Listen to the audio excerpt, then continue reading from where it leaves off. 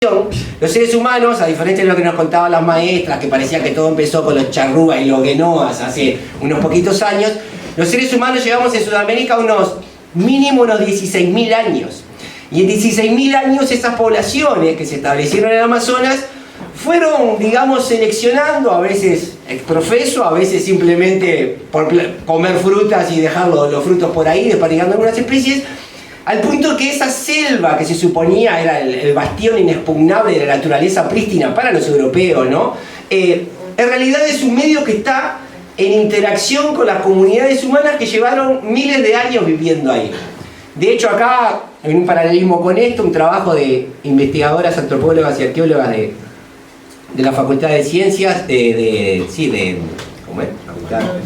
Humanidades y Ciencias, y también del CURE, han demostrado que, por ejemplo, en los cerritos de indios, ¿no?, que eran esos montículos, se generó un bosque nativo que es distinto a todos los bosques nativos de ahí. Entonces, el ser humano va modificando el paisaje.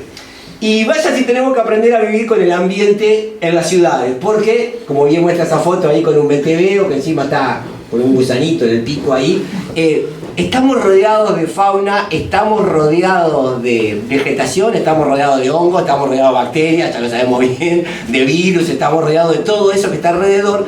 Y pensar que la naturaleza es eso que pasa lejos de nosotros, en un área protegida, es un gravísimo error. Así que celebro esta idea que han tenido hoy.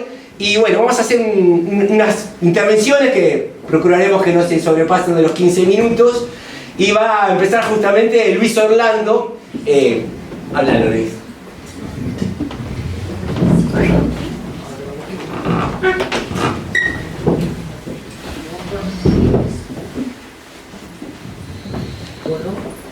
Hola. Bueno, primero agradecer a Marcelo Casacuberta por la foto. Gracias, Pedro, por la presentación. Esta es la presentación que voy a presentar hoy, valga la redundancia. Me parece importante recalcar en este punto que esto está referido al observador y no a la ciudad. No es una crítica a lo que le falta a la ciudad, sino a lo que nosotros mismos no percibimos, ¿no? Este es el título de la charla. El título que había pensado originalmente para la charla era este, pero no lo usé porque si no, no iba a venir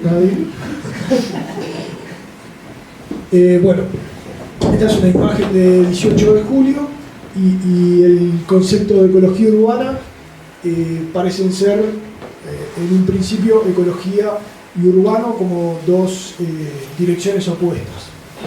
La idea es, a lo largo de esta charla, ver que en realidad son parte de la misma calle. La idea, esta charla es un poco introductoria y tal vez, tiene como muchos conceptos básicos, por eso parece que estoy divagando, pero voy a un lugar.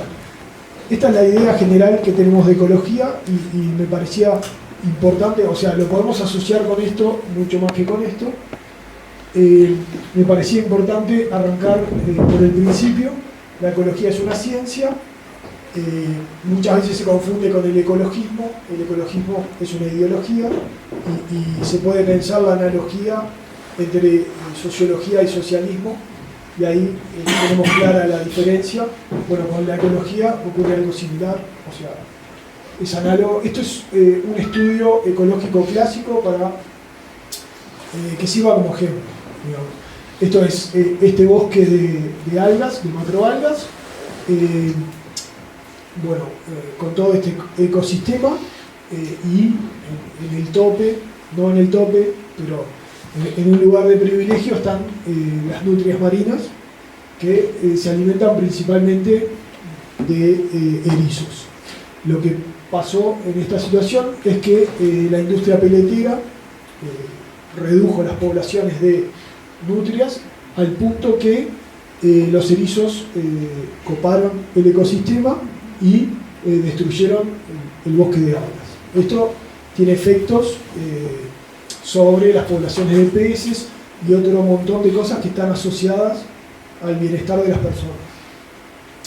Se dice, en forma coloquial, que la ecología es la ciencia de entender consecuencias. Y bueno, y de esto hacemos como una fiesta, o sea, consecuencias directas, indirectas, en cascada, de abajo hacia arriba, magnificaciones, amortiguaciones y las impredecibles. Bueno, yendo un poco al tema de la ciudad, ahora que tenemos la idea de lo que es la ecología, esta es una foto del planeta visto durante la noche. Esta gráfica lo que muestra es la población humana del planeta desde 1960 hasta el 2020 aproximadamente, y acá lo que agregué es la población urbana, o sea, de estos 3.000 millones de personas que había en 1960, 1.000 millones vivían en ciudades, y cómo esa proporción va creciendo.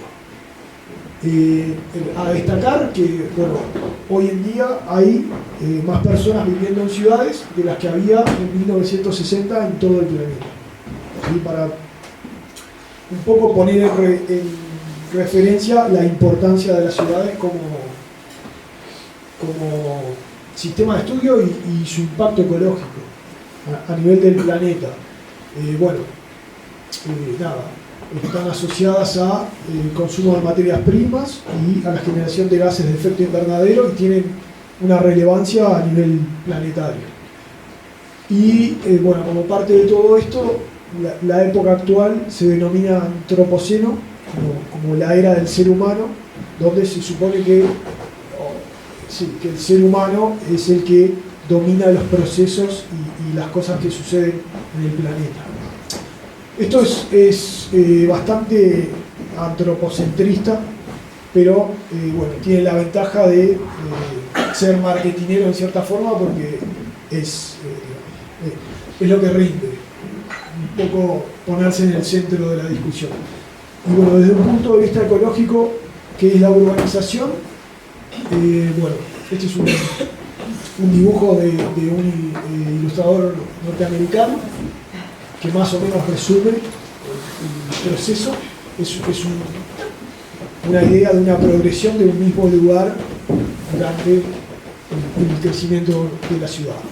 Para la ecología, la urbanización es más seres humanos, menos vegetación y más pavimento, y otros cambios asociados: edificaciones, intubación de agua, especies exóticas, vegetales o animales, y alteraciones de los ciclos biogeoquímicos, los flujos de agua, los flujos de energía, los flujos de minerales.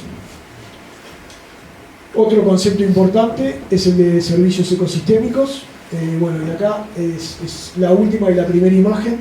Los servicios ecosistémicos son beneficios que reciben los seres humanos de la naturaleza.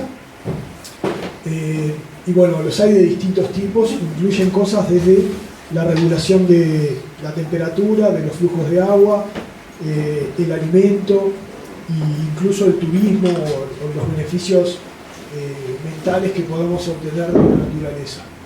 Este concepto, de vuelta, es muy antropocentrista, porque seguimos viendo la naturaleza como algo que nos da beneficios, y para mí es un poco peligroso, porque le estamos dando un valor a la naturaleza en referencia a lo que nos reporta a nosotros, y no le damos un valor propio. Pero, de nuevo, es muy útil, porque este tipo de discusiones sí, estas cosas se hablan entre humanos. Bueno, ejemplos. Un estudio que analiza el grado de reflexión como una medida del bienestar cognitivo, la paz mental, y lo asocia con la diversidad de especies vegetales.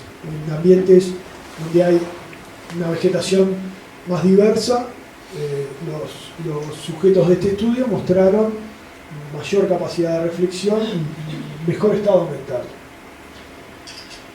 Otro ejemplo que también es muy claro es que mirar un cuerpo de agua o mirar agua disminuye el estrés cardiovascular. Esta es La presión, sí, la razón sístole-diástole. Esto está asociado a,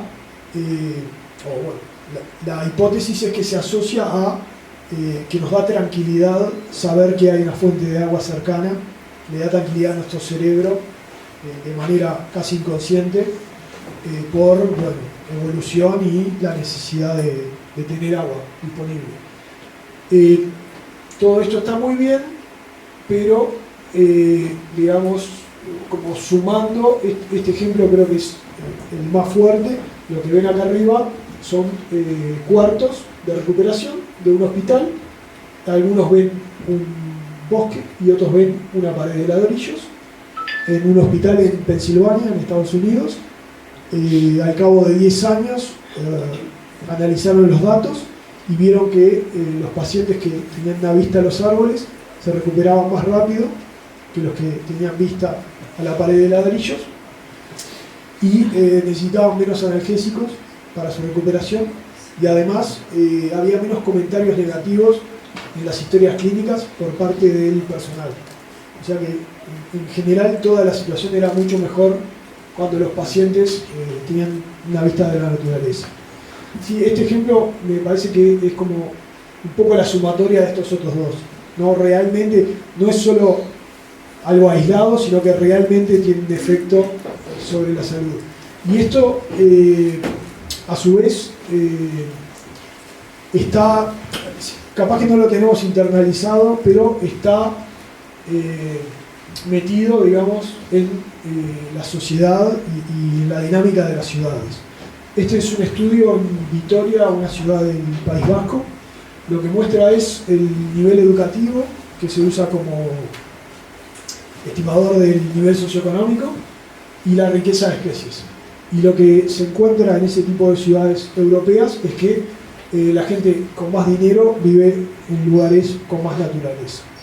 ¿Sí? O sea que, en cierta forma, estos procesos de los que hablamos y los servicios ecosistémicos ya están metidos en las dinámicas de las ciudades. Tal vez no de forma explícita, pero están ahí. A modo de ejemplo, voy a hablar de los flujos de energía y cómo varían. Si vemos estas dos imágenes, nos podemos imaginar que la energía del sol llega de maneras muy distintas y los flujos de calor son muy diferentes. Acá tenemos generación de calor por combustión y acá no, por ejemplo. Esta es la situación en una ciudad. Los materiales, el hormigón y materiales de construcción, lo que hacen es almacenar el calor y liberarlo durante la noche. Además, hay efectos de calentamiento por la circulación de los autos, los aires acondicionados, el rol del agua como enfriador de la ciudad por la evaporación, y el de las plantas está minimizado. Los cursos de agua se tienden a cubrir y la vegetación se sustituye y se disminuye. En cambio, en un ambiente natural, este diagrama muestra más que nada el flujo de agua, la evaporación y la infiltración, pero el agua está directamente asociada con el calor porque es, digamos, lo que media la disipación del calor. Tenemos eso, una evaporación, un metabolismo que también a veces no lo asociamos con las plantas, la idea de un metabolismo, pero en formaciones vegetales grandes o importantes tienen un efecto sobre la temperatura e incluso sobre el clima. Resumiendo esto, lo que pasa es que en la ciudad este tipo de alteraciones terminan generando lo que se llama una isla de calor, donde el centro de la ciudad está a una temperatura mayor que las zonas aledañas, que tienen más o menos otra dinámica térmica. Este es un corte de la ciudad y viene a estar representado acá abajo, donde la zona más urbanizada es más caliente y las zonas rurales son más frías. A modo de ejemplo, el trabajo que hicimos para Montevideo. Esto es el porcentaje de estas celdas. Dividimos Montevideo en estas celdas y el color lo que muestra es qué porcentaje de esta celda está construida, el suelo está ocupado. ¿Sí? Hay algunos detalles como el agua, acá esta zona de los humedales aparece como construida y acá también, pero en general el patrón de la ciudad se ve bien con las rutas y las urbanizaciones en general. Y acá tenemos el índice verde, que bueno, lo que muestra un poco el patrón opuesto, que son los dos factores que les decía, ¿no? El pavimento y la vegetación. Y ahí vemos eso, el patrón opuesto, como la ciudad está mucho menos verde que toda la periferia. Y el Molino de Pérez, Bueno. Ahí, la punta gorda, mirá. Dale, pintalo, vale, pintalo de verde. Ese es el club de gol. Ese es Punta Carretas. No seas malo, pintalo. El club de golf es ese hexágono bien oscuro que está a la izquierda de Punta Carretas. Sí. ¿Sí? Sí. Bueno, y este es el análisis de la temperatura superficial de Montevideo, o sea, es la temperatura de las superficies, y acá vemos hasta 8 grados por encima del promedio. El promedio de temperatura en general se toma en las zonas no urbanizadas y bueno, se calcula la diferencia. Y ahí vemos bien el efecto del centro de la ciudad. Y bueno, y de vuelta, los patrones de urbanización en general. Bueno, ¿qué asociamos con este aumento de la temperatura? Bueno, un montón de problemas y de complicaciones que pueden ser de salud, como deshidratación, golpes de calor, enfermedades. Bueno, otras efectos que no son tan directos, pero alteración del comportamiento, transmisión de enfermedades, complicación con el suministro de servicios de salud, problemas con la infraestructura social, como puede ser la energía, el agua, efectos sobre la capacidad de trabajo y además niños y adultos mayores son particularmente vulnerables a este tipo de efectos del calor. Entonces, esto ¿no? De vuelta desde un punto de vista humano. Lo que vemos acá abajo, que no se ve muy bien, es una regresión, es una línea que muestra la tasa metabólica de los animales en función de su tamaño corporal. Y bueno, los seres humanos venimos a estar por acá, pero lo que trato de decir con esto es que esto mismo que nos sucede a nosotros le sucede a absolutamente todos los seres vivos en esa ecuación, porque afecta a la fisiología y bueno, la mayoría de estos efectos se desprenden de cambios fisiológicos. Bueno, esto nos lleva a un poco la idea general, que es pensar la ciudad y pensar, en mi caso, la vida como un sistema social ecológico, ¿sí? Donde las decisiones humanas y las actividades humanas están asociadas con la naturaleza y esto, como decía al principio, la ecología analiza las relaciones entre los seres vivos y su entorno. Este es el mensaje central. ¿No? Y bueno, eso, como un poco lo que decía Leo, desafiar esa idea de que estamos separados de la naturaleza, cuando en realidad hay un montón de evidencia que indica que, claro, que afectamos y somos afectados en igual medida. ¿Bien? Bueno, muchas gracias.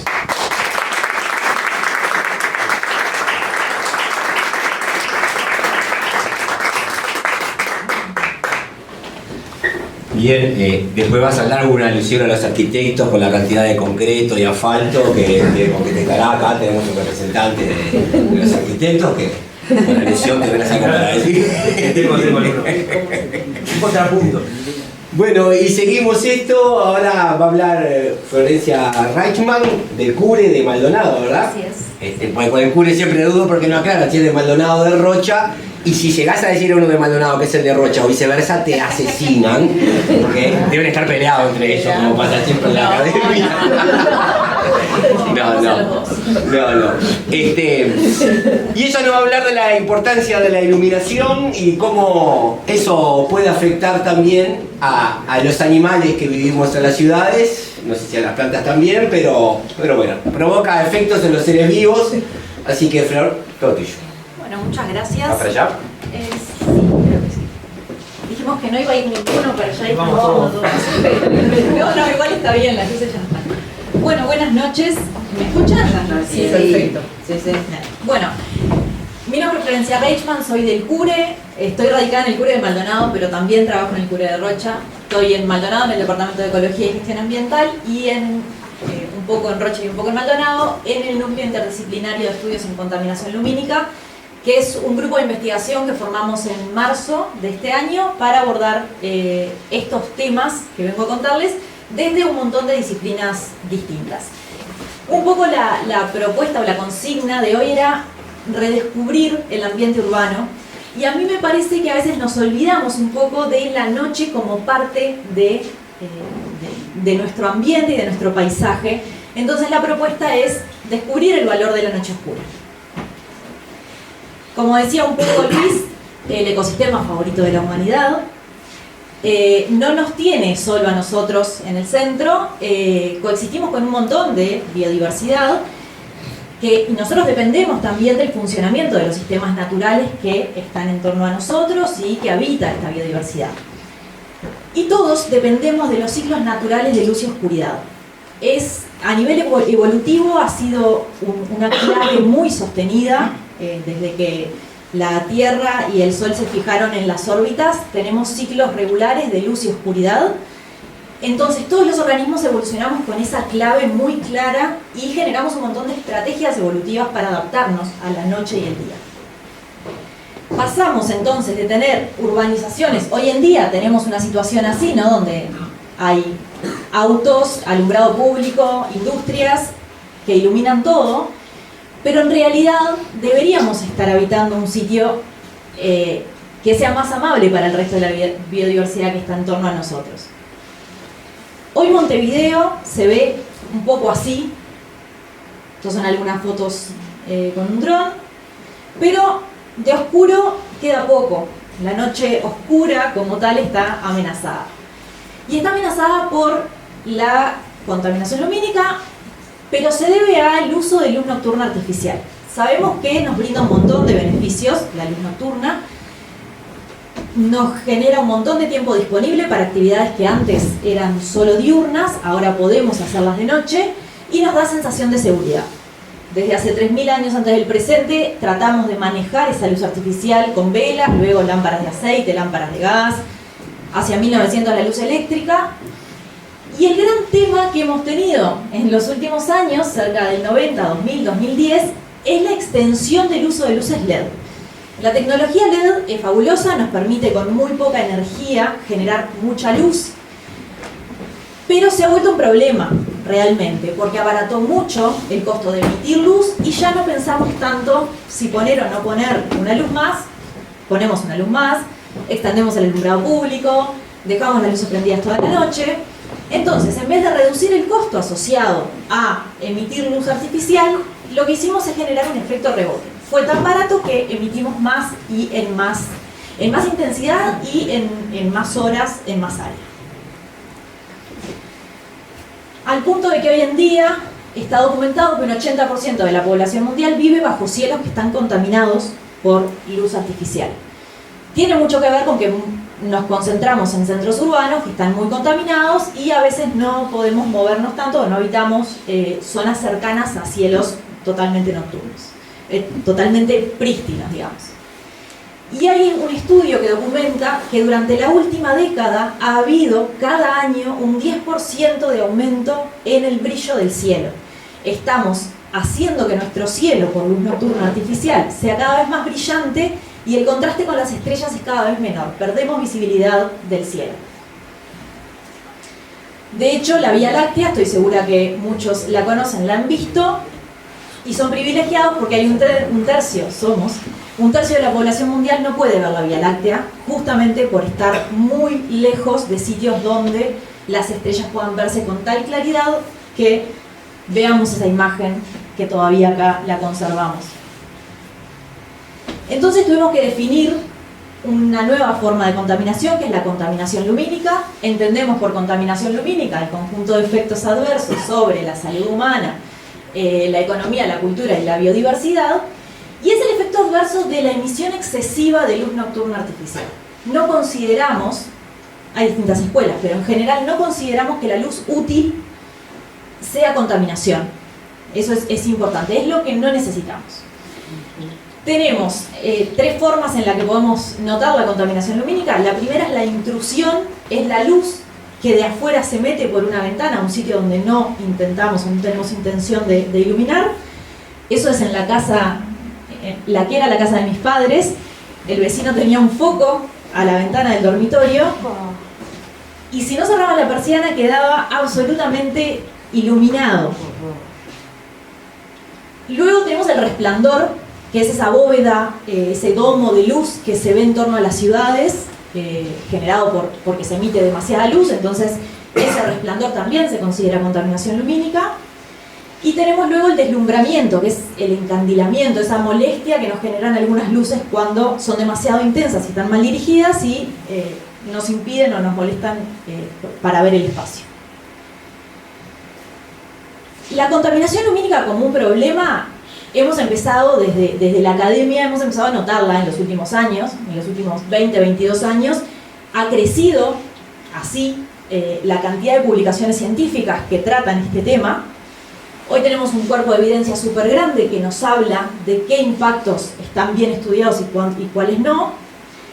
Y entonces podemos resumir a grandes rasgos los principales efectos, ¿no? En biodiversidad, como les decía, todos los organismos evolucionamos en función de esos ciclos naturales de luz y oscuridad y ciclos diarios, pero lunares, estacionales, anuales, que también necesitamos entender a lo largo del día para acoplarnos a esos ciclos. Entonces, bueno, la contaminación lumínica nos altera cómo percibimos el día, altera cómo las especies usan el tiempo y el espacio y cómo interactúan, se relacionan, se reproducen. De hecho, la orientación de algunos organismos, hay aves que migran desde a contaminación lumínica o a luz nocturna artificial muy intensa durante la noche, tienen mayor incidencia de obesidad, diabetes, trastorno del humor, problemas reproductivos y algunos tipos de cáncer, como el cáncer de mamas, por ejemplo. Después hay también una pérdida grande relacionada a la cultura, a lo cultural. El cielo oscuro es un derecho humano y tenemos el privilegio de conocer la Vía Láctea, de disfrutarlo, pero también la responsabilidad de garantizarle a las generaciones futuras que puedan disfrutarlo al igual que lo hicimos nosotros. Es patrimonio natural, cultural, científico. Otro de los impactos que tiene es relacionado al costo y energía. Por definición hablábamos de que la contaminación lumínica es la emisión excesiva y la estamos pagando, esa emisión excesiva. Entonces es un desaprovechamiento grande. Bueno, hablando un poquito sobre la noche oscura, no tanto de Montevideo, estos son imágenes, es un resumen de imágenes satelitales que muestran el brillo de nuestra ciudad de noche. Si nosotros seleccionamos el área de Montevideo para los años 2012 a 2024, vemos que esta ha sido la tendencia de aumento mensual de la emisión de luz en Montevideo.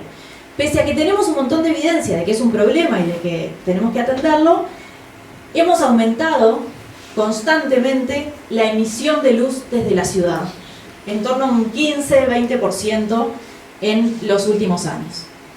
Y esta información además se queda corta porque el satélite que saca las imágenes no es sensible a las luces azules. Y toda la reconversión que se ha hecho en los últimos años de luces de sodio, más naranjas, más cálidas, a luces más frías, LED en general, tienen mucho contenido de luz azul que no está siendo analizado acá. Y ese es un tema como muy grande para quienes trabajamos en este tema, de que hay que encontrar la forma de medir la parte azul. Lo que se hace es pedirle a la Estación Internacional Espacial que saque fotos para abajo cuando pasa por arriba nuestro mientras orbita la Tierra. Los astronautas se asoman por la ventana y sacan fotos. Esta es una foto que están abiertos a que gente que investiga o que necesita material les escriba y toman pedidos. Esta foto la sacaron a pedido en septiembre del año pasado. Es una foto de Montevideo, ahí están los límites departamentales y más o menos el paisaje es este. Antes había una sola para 2012, donde claramente vemos que el paisaje no era el que tenemos ahora, que el color cambió mucho, porque acá teníamos una matriz de alumbrado con luces de sodio muy cálidas, y pasamos a un tono más azul, más verdoso. Estas imágenes son un insumo científico tremendo, no están todavía intercalibradas, por más que son visualmente comparables, pero estamos en el proceso de intercalibrarlas para poder cuantificar píxel a píxel cuánto aumento del azul hay. Y antes de que se asusten, no estamos en contra, no estoy en contra de la iluminación. La idea es iluminar bien, no dejar de iluminar. Hay 5 principios de iluminación exterior responsable definidos por Dark Sky International, que es una organización que vela por la protección de los cielos oscuros, que si chequeamos estas 5 cosas antes de poner una luz nueva, estamos salvados. La primera es pensar en que la luz sea útil. Las luces decorativas en todas las esquinas a veces no son necesarias. Luego, que sea dirigida. Las luces orientadas al cielo son como el ejemplo clásico de lo que no hay que hacer. Entonces, dirigirlas, orientarlas al área que queremos entender. Luego, elegir niveles de iluminación bajos. A veces las luces muy intensas molestan más de lo que ayudan. Que sea controlada en el tiempo. Hoy en día hay un montón de sensores de movimiento y tecnologías que nos pueden ayudar a controlar cuánto está prendida la luz. Y que sea cálida. Y que sea cálida tiene una explicación biológica, porque la luz cálida es la más distinta a la luz del día, entonces nos confunde menos en estas funciones que tenemos nosotros que hacer de día y de noche. Entonces, salvo que estemos pensando en un trabajo industrial de precisión, la luz cálida es más que suficiente y no nos altera tanto la percepción del tiempo. Y hay un tema importante que siempre sale cuando hablo de esto, es que más luz es más seguridad, y no es así. No hay evidencia que sostenga que más luz es más seguridad. Sensación de seguridad sí, seguramente. Seguridad no. Acá hay un ejemplo donde vemos a la izquierda una imagen donde la luz está mal apantallada, mal dirigida, molesta y genera sombras duras, que es ese contraste tan grande entre la zona iluminada y la no iluminada. Ahí hay una persona parada que hasta que no apantallamos con la mano la luz, no vemos. Hay también una escalera. Entonces, en este caso, que se da, o sea, no modifiqué esa luz para sacar esa foto, eso estaba dado así, termina siendo más inseguro tener esa luz fuerte e intensa que adecuarla a las necesidades del espacio. En el mismo sentido, bueno, hay formas de iluminar una escalera que a veces, disminuyendo un poco la intensidad de la luz, haciéndolo más cálido y haciendo que sea más uniforme la iluminación, el espacio se entiende un poco mejor. Y no estamos inventando nada, hay ciudades enteras que están iluminadas de esta forma no contaminante, digamos, que es copiar ejemplos, no es inventar nada nuevo hoy en día. Y algo que a mí me gusta mucho de este tema, y por eso centré mi trabajo en esto, es que se puede revertir, que no es necesario cambiar el modelo de desarrollo a, no sé, nivel internacional, sino que apagamos una luz y ya estamos haciendo un cambio, pequeño pero un cambio. La idea es trabajar hacia la toma de medidas desde el núcleo y desde estas charlas y todas las instancias que intentamos compartir. La toma de medidas a escala doméstica, no ser el vecino que le ilumina con un foco terrible al otro, empezar a tomar algunas consideraciones para hacernos la diferencia, y por además esos focos intensos, si los bajamos, nos hacen la diferencia a nosotros en cómo entendemos el paisaje y cómo vemos el cielo. Luego, a escala departamental, la Intendencia de Montevideo, por ejemplo, tiene hace 2 años un convenio con el CURE y con la Facultad de Ciencias en el que estudiamos cuál es el impacto de la contaminación lumínica en la biodiversidad, en aves, en insectos y en plantas, porque entienden que si bien es necesario el alumbrado, es necesario también evaluar qué está pasando con ese cambio e intentar mitigarlo. Y de hecho se está trabajando hacia una normativa departamental que es interesante que empiece a generarse ese tipo de reglamentación, con el objetivo o la ilusión en algún momento de poder abarcarlo a escala nacional. Eso sería ideal. Ahí tenemos las 3 distintas escalas, lo doméstico, lo departamental y lo nacional. Y bueno, la idea de esto es trabajar, porque es una necesidad biológica, en la recomposición del vínculo con la noche oscura. La mitad de nuestras vidas pasa durante la noche, entonces, bueno, está bueno empezar a amigarnos y a disfrutarla. Este año, la idea de Dark Sky International para la Semana Internacional de los Cielos Oscuros, que fue en abril, la excusa fue Descubre la Noche. Es un problema a nivel mundial la desconexión que estamos teniendo con la noche, entonces la propuesta desde la organización para salir a charlar de esto, para divulgar, para difundir el problema, fue animarnos a descubrir la noche. Hay un montón de cosas maravillosas en la noche, hay bichos de luz, hay salidas de la luna llena en el mar, hay una vía láctea que todavía podemos ver, hay un montón de paseos nocturnos, astroturismo y astrofotografía para disfrutar. Así que los invito a perderle un poco el miedo y darle el valor que tiene. Muchas gracias.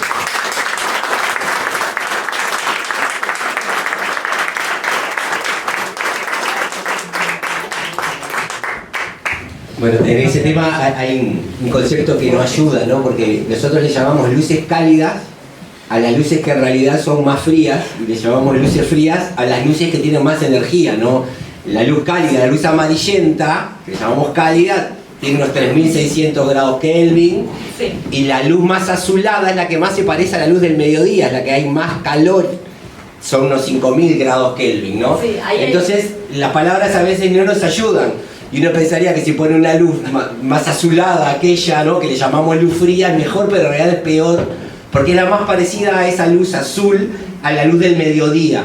Para un animal sería, estamos al pleno día, ¡paf!, la luz total. Sin embargo, esa luz amarillenta es la más parecida a la luz del atardecer, cuando tenemos más frío. Entonces a veces las palabras juegan una mala pasada. Sí. Y acá nuevamente hubo alusión a...